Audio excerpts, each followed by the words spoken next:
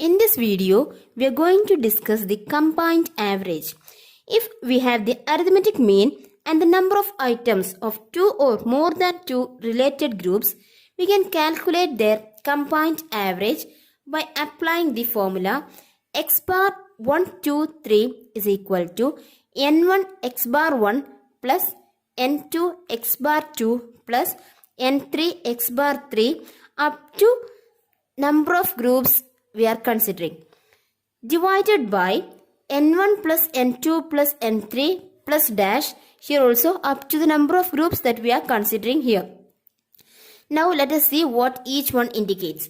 n1 is the number of items in group 1. X bar 1 is the arithmetic mean of group 1. n2 is the number of items in group 2 and x bar 2 is the arithmetic mean of group 2. n3 is the number of items in group 3 and x bar 3 is the number of items in x bar 3 is the arithmetic mean of the items in group 3. Like that, how many groups are there? That many n3 or n4, n5, it will go like that. Divided by n1, that is the number of items in group 1 plus number of items in group 2 plus number of items in group 3. Like that it goes. Now let us try this application in a problem.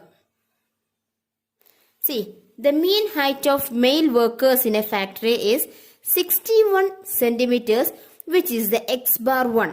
And the number of male workers is 25, that is n1.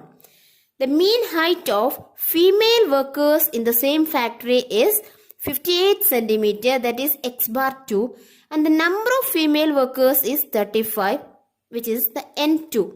Now, these values are applied in the formula.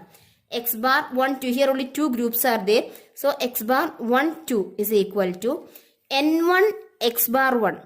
n1 is 25, x bar 1 is 61. So, 25 into 61 plus n2 x bar 2.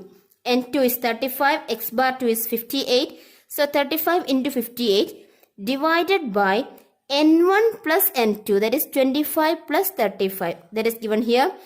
So when we calculate it, we get 1525 plus 2030 divided by 60, that is 3555 divided by 60, and the final combined average is 59.25. The combined average of the height of male workers and female workers in a factory is 59.25. Next, we can discuss the weighted mean or the weighted average. The weights are assigned to certain items to show their importance. So, the weighted arithmetic mean is used when the values differ in significance. For example, a student after completion of these plus 2 courses is applying for a degree program in physics. He is applying for BSc Physics. In that case, all the papers that he have undergone in plus 2, the marks of all these will be considered, and the physics paper, it will given a triple or twice grade. That is, an additional weight will be given for that physics paper. Similarly, if the student is applying for an English course, then all the marks that he has scored in all the papers in his plus 2 courses will be given single weight, and that English paper will be given a double weight or a triple weight according to the rules and regulations of the university. In this case, the weighted mean is being applied. The formula used here is x bar w is equal to sigma wx divided by sigma w. Now let us see how it is applied in a case. See, the subjects given here are A, B, C, D, E, and the marks scored by a student in all the 5 subjects are also given. Now see, the weights are given. This is W. The marks are X and the weight is W. So that means subject A has got 1 weight, subject B has got 1 weight, but C has got 3 weights, and D has got 2 weight, and E has got 3 weights.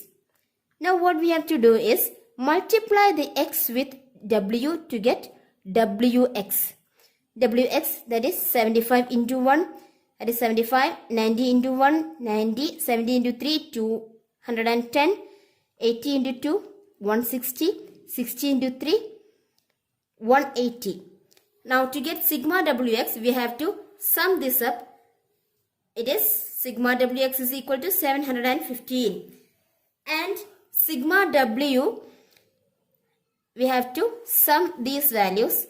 That is sigma W is equal to 10. Now the formula has to be applied. X bar W is equal to sigma WX by sigma W is equal to 715 divided by 10 is equal to 71.5. This is the weighted mean score obtained by that student. 71.5.